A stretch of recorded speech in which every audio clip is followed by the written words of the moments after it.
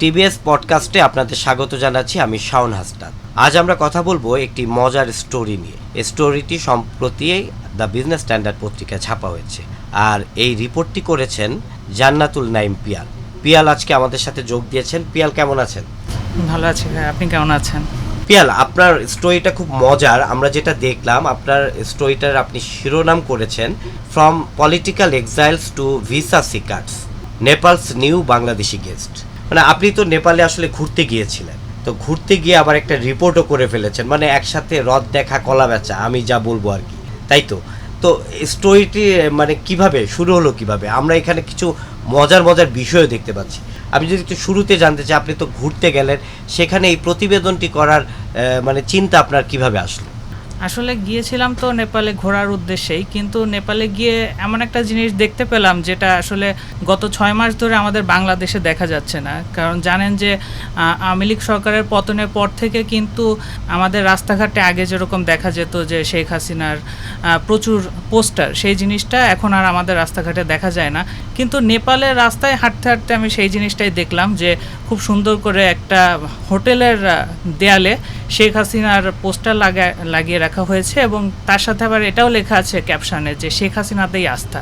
তো এইটা দেখে আমার ভিতরে একটা ইন্টারেস্ট গ্রো করলো যে এটা আসলে আমার জানতে হবে যে নেপালে বাংলাদেশ থেকে এত দূরে একটা বিদেশের মাটিতে কেন শেখ হাসিনাতেই আস্থা লেখা একটা পোস্টার, কারা এটা লাগালো এবং এর পেছনে অন্যান্য কি রহস্য আছে। তো আমি সেটাই আসলে রহস্যটা উন্মোচনের চেষ্টা করেছি ওখানকার লোকদের সাথে কথা বলে। তো আপনি ওখানে গিয়ে কি পেলেন? বিশেষ করে যে হোটেলের সামনে এটা লেখা ছিল এই প্ল্যাকার্ডটি, তো সেই হোটেল মালিক বা কারা লাগিয়েছে এই বিষয়ে কি জানতে পারেন?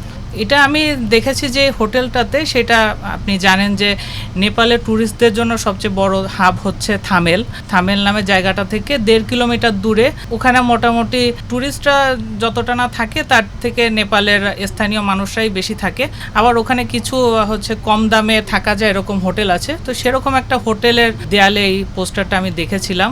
তো তারপর আমি ভোরবেলা 5:15টার মতো বাজে, তো আমি প্রথমে ভাবছিলাম যে এত ভোরবেলা কি ওদেরকে অ্যাপ্রোচ করা উচিত হবে কিনা, কারণ ওদের ঘুম ভাঙাতে হবে। কিন্তু তারপরও আমার মনে হলো যে যেহেতু এরকম ইন্টারেস্টিং একটা জিনিস দেখলাম, তাহলে ওদেরকে ডাকি। তো হোটেলটার আমি সদর দরজা যেটা আছে সেখানে নক করি। তারপর ওখানকার যে একজন স্টাফ আছে সে ঘুমিয়েছিল, আমার ডাক শুনে সে এগিয়ে আসে। তারপর তার সাথে আমি কথা বলতে শুরু করি, এবং তারপর আমি জানতে পারি তার মুখ থেকেই যে কারা এই শেখ হাসিনার পোস্টারটা দেয়ালে লাগিয়েছে। হ্যাঁ, কারা লাগিয়েছিলেন মূলত? ওনার সাথে কথা বলে আমি যেটা জানতে পারি যে সেপ্টেম্বরের মাঝামাঝি বাংলাদেশ থেকে 2 জন মধ্য 30-এর নারী ওখানে গিয়ে থাকতে শুরু করেন, এবং তারা জানান যে ওনারা রাজনীতি করেন এবং কোনো একটা কারণে বাংলাদেশে গণ্ডগোলের কারণে তারা থাকতে না পারায় নেপালে এসেছেন। তো এরপর আপনি জানেন যে 28 সেপ্টেম্বর হচ্ছে শেখ হাসিনার জন্মদিন। সেদিন তারা হোটেলের বাইরে যে টেবিল আছে সেই টেবিলের পাশে কেক নিয়ে আসেন কাটার জন্য, এবং দেয়ালে ওই পোস্টারটা লাগান। এবং কেকটা কাটার আগে তারা পোস্টার এবং কেকের সাথে ছবি তোলেন, ভিডিও করেন, এবং পরবর্তীতে নাকি তারা ওই ছবি এবং ভিডিওগুলো হোয়াটসঅ্যাপের মাধ্যমে তারা শেখ হাসিনাকে পাঠিয়েওছিলেন। আমি হোটেলের স্টাফের সাথে কথা বলে যেটা জানতে পারলাম যে ওনারা তাকে পরবর্তীতে জানিয়েছে যে শেখ হাসিনা নাকি ওই হোয়াটসঅ্যাপে ছবি ভিডিওগুলো দেখে খুবই খুশি হয়েছেন যে এখন তিনি দেশে নাই, তিনি ভারতে পালিয়ে আছেন, কিন্তু কাঠমান্ডুতে মানে নেপালের মতো একটা দেশেও তার জন্মদিন পালিত হচ্ছে, এটাতে নাকি তিনি খুবই খুশি হয়েছেন। এমনি আপনার কাছে যদি জানতে চাই, আমি এমনিতে বিশেষ করে আপনি নেপালে তো ঘুরেছেন, ওখানে অনেক দিন ছিলেন, তো ওখানে এখন বাংলাদেশিদের সংখ্যা কি আগের তুলনায় একটু বেড়েছে? এবং যারা যাচ্ছে তারা কি অনেকেই আসলে পলিটিক্যাল একটা আশ্রয়, মানে আশ্রয়ের জন্যই যাচ্ছে? হ্যাঁ, আমি নেপালে প্রায় 9-10 দিনের মতো ছিলাম, এবং ওখানে শুরু থেকে রাস্তাঘাটে প্রচুর বাংলাদেশি আমি দেখতে পেয়েছি। তো এমনিতেই তো সাধারণত নেপালে বাংলাদেশ থেকে অনেকে যায় ঘোরার উদ্দেশ্যে, কিন্তু এবার আমি ওখানকার স্থানীয় মানুষদের সাথে বা হোটেলের এবং ট্যুরিজমের সাথে সংশ্লিষ্ট যারা আছে তাদের সাথে কথা বলে জানতে পেরেছি যে অন্যান্য বছরের তুলনায় এই বছর একটু বাংলাদেশি প্রায় দ্বিগুণ সংখ্যক যাচ্ছে। এবং একজন পলিটিক্যাল অ্যাক্টিভিস্টের সাথেও আমার সামনাসামনি দেখা হয়েছে। আমি শুরুতে যেই হোটেলের কথা বলছিলাম সেই হোটেলেই নভেম্বর কিংবা ডিসেম্বরের মাঝামাঝি থেকে আছে এরকম আরেকজন লোকের সাথে আমার কথা হয়েছে, এবং তিনি আমাকে যেটা জানালেন যে তিনিও দেশে তার নামে বেশ কয়েকটি মামলা হয়েছে, সেই মামলা গ্রেফতারের হাত থেকে বাঁচার জন্য তিনি শুরুতে চেষ্টা করেছিলেন যে বেনাপোল বর্ডার হয়ে কলকাতায় চলে যাওয়ার জন্য। অনেক আওয়ামী লীগের তার সহযোদ্ধারাই নাকি কলকাতায় গিয়ে আত্মগোপন করেছে, কিন্তু বেনাপোল সীমান্ত তিনি পার হতে পারেননি। তো পরবর্তীতে তিনি ঠিক করেন যে নেপালে চলে যাবেন, এবং তার কাছে আমি যেটা জানতে পারলাম যে নেপালে যাওয়াটা তার জন্য একদমই মানে কঠিন হয়নি, কারণ নেপালে বাংলাদেশিদের জন্য ভিসা প্রয়োজন হয় না, অনারাইভাল ভিসা আছে, এবং বাংলাদেশ থেকে তিনি ইমিগ্রেশনে কোনো বাধার সম্মুখীন হননি। এবং ওখানে গিয়েও নেপালে যে ইমিগ্রেশন অফিসাররা আছে তার কাছে শুধু তার রিটার্ন টিকিট আছে কিনা সেটা জানতে চেয়েছে, এবং তার কাছে ওরকম একটা রিটার্ন টিকিট থাকায় তাকে খুব সহজেই অনারাইভাল ভিসা দিয়ে দেয়।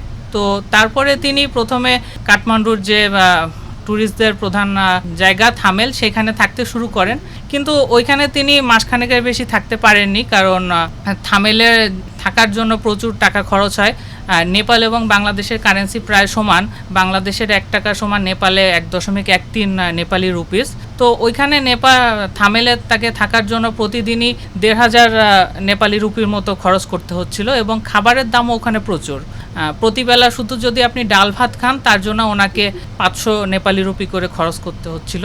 তো এরপর তিনি ওইভাবে মাসখানেক থাকার পর থামেল থেকে 1.5 কিলোমিটার দূরে একটা জায়গা রায়ামাঝি মর্গ নাম, সেখানে থাকতে শুরু করে, এবং ওইখানে যে হোটেলটাতে তিনি থাকেন সেইটা একটা 2 স্টার হোটেল, খুব একটা মানসম্মত হোটেল না, কিন্তু তাদের সাথে তিনি একটা ভালো চুক্তিতে আসতে পারেন যে প্রতি মাসের জন্য তাকে 8,000 নেপালি রুপি করে দিলেই হবে, এবং 3 বেলা খাওয়ার জন্য তাকে 7,000 রুপি করে দিতে হবে। তার মানে আসলে বিশেষ করে জুলাই গণ অভ্যুত্থানের পর অনেকের বিরুদ্ধে যাদের মামলা হয়েছে বা যারা আসলে আওয়ামী লীগের ঘনিষ্ঠ তারাই আসলে ম্যাক্সিমাম নেপালে এখন যাচ্ছেন, আপনি যেটা বলতে চাচ্ছেন সেরকম মানুষের সংখ্যা এখন নেপালে একটু বেশি। হ্যাঁ, এবং বিশেষ করে যারা ভারতে যেতে পারেননি তারাই হয়তো বাধ্য হয়ে নেপালে যাচ্ছে। হ্যাঁ, ভারতে যাওয়া যাদের পক্ষে সম্ভব হয়নি, কিংবা ইউরোপে যাদের ভিসা বা ডুয়াল সিটিজেনশিপ নেই, তাদের জন্য একটা তৃতীয় অল্টারনেটিভ হিসেবে নেপালটা খুব ভালো একটা অপশন হিসেবে এসেছে। তো সেখানে আপনি বললেন যে থাকা খাওয়ার খরচও অনেক বেশি ব্যয়বহুল, তো সেক্ষেত্রে এই যারা আসলে অনেকটা পলিটিক্যাল আশ্রয়ের জন্য ওখানে গিয়েছেন তাদের তো আসলে মানে সেখানে কতদিন তারা থাকতে পারবেন, তাদের তো টাকা পয়সা ফুরিয়ে যাওয়ার একটা বিষয় আছে। সেক্ষেত্রে এই বিষয়ে তাদের সাথে কোনো কথা হয়েছে, যেমন আপনি যার কথা বললেন, তারপরে উনি কি করবেন? প্রথমত নেপালে কিন্তু আপনি বৈধভাবে একজন সার্কভুক্ত দেশের নাগরিক হিসেবে 1 মাস বৈধভাবে থাকতে পারেন, এবং তারপরে 3 মাসের মতো ভিসা রিনিউয়াল করা সম্ভব। তো আমি যাদের সাথে কথা বলেছি তাদের কিন্তু ইতিমধ্যেই বৈধভাবে শুরুতে যে থাকার সময়সীমা সেটা পার হয়ে গেছে। এরপর তারা প্রতিদিন $2 করে তাদেরকে ভিসা রিনিউয়ালের জন্য প্রয়োজন হয়, সেটা করে এখন পর্যন্ত থাকছেন। কিন্তু এইভাবেও কিন্তু খুব বেশি দিন তাদের পক্ষে থাকা সম্ভব না।